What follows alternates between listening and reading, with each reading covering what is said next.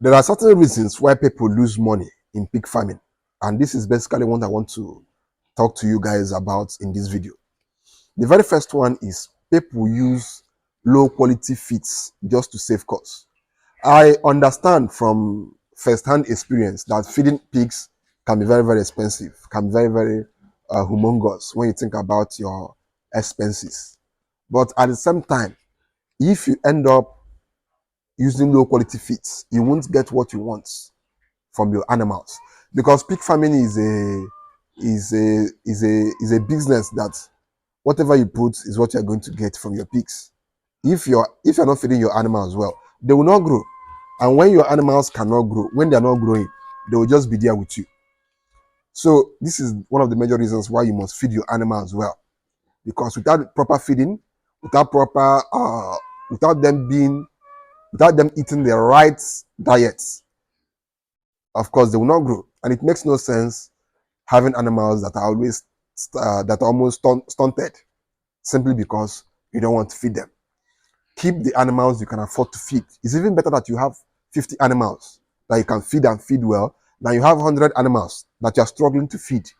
And because of that, you now resort to giving them low quality feeds that will make all of them to appear as if they are sick. There are some farms you go to and the animals look sick, not because they are sick, but because they are not being fed well. So, whatever number of animals you can feed and feed comfortably, keep that number. Keep that number. And it will also help you to make profits because you are keeping the amount of animals you can comfortably feed. That means those animals will be growing fast. That means you will be selling your animals constantly and making your profits. Unlike when you have animals that before they reach even 50 kg, they have to spend like 1 year at your farm. Whereas you can keep 50, and that 50 will spend only 5 months at your farm and reach maximum weight, and you sell them off and make your gain. And then you will always have quick turnovers than keeping these animals for 1 year while feeding them low quality feeds. It makes no sense for me.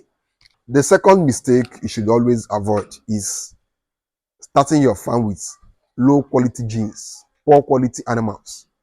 The foundation of your farm should be laid using animals of high quality genes. If your animals don't have quality genetics, trust me, your farm will not go as expected. Your farm will not go well as expected. Now, you can have animals with poor quality, with poor genes that have bad genetics,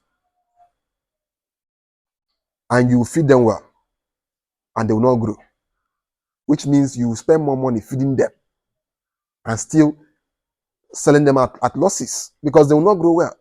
But when you have animals of high quality genes, animals that can perform well, animals that can convert well, animals that grow fast, whatever little feed you give them, as long as that feed is good, they will convert it. They will convert it because they have high quality genes in them. They have in them that ability to grow fast.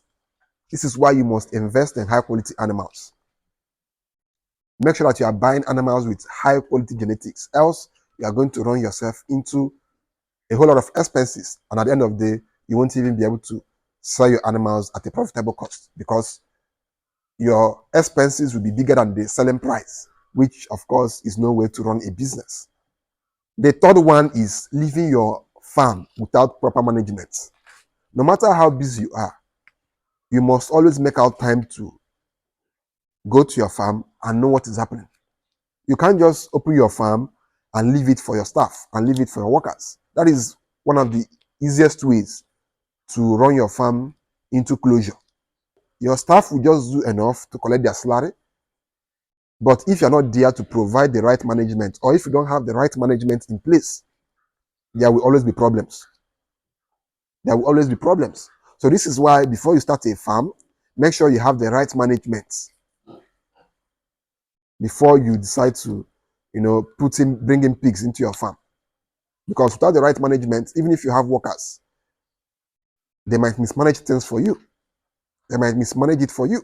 So either you are there present, or you have the right manager, or you have the right team in place that have the experience, that have knowledge to manage your farm well. Which is why you must train your workers. If you employ people who don't have experience and put them in your farm to manage your farm, They might cause for you unnecessary problems. But assuming you get people, you train them, and you try to find a manager who is experienced and who is reliable and trustworthy, and you keep him there or you keep her there to manage your workers, that is also good. Or you make out time to be going to your farm, probably every 2 days or every day, based on how much time you have at your disposal. You make sure that you are always monitoring your farm. Because at times when I speak with people that have closed down their farms, what they always tell me is that they were not present and their workers mismanaged things. So this is why if you are investing in livestock farming, you must always make out time to be there or have the right team in place to manage it for you, to avoid stories that are very sad to listen to. The fourth one is not providing adequate water for your pigs. Pigs eat. Let me tell you guys now, this is a fact. Pigs, their rate of eating is influenced by the amount of water they have or the amount of water they are drinking. If your pigs have limited water supply available to them, they will also eat at a limited level. Pigs, especially growing pigs, should always have feed in their pen 247. They should always have pigs available to them 247. Now, if they have feed available to them 247, they might not be able to eat well if they don't have water available to them also 247, which is why you must put your nipple drinkers in your farm to enable your animals to always have constant access to water, which will make them able to always be eating well and eating as much as they want. Because the way your animal eats will influence the way they grow. If your animals are not eating well, they will not grow well. But if they always have food at their disposal, they will always eat well. So this is why you must provide adequate water for your pigs. Else, they will not perform well or they will not perform to your expectation. The last one is not caring about the welfare of your workers, of your staff.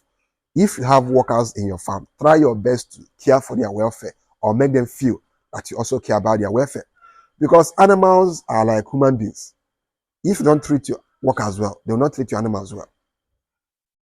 Not that they will not treat them well, but if somebody doesn't have this love for animals, they will not be able to give their best into taking care of those animals.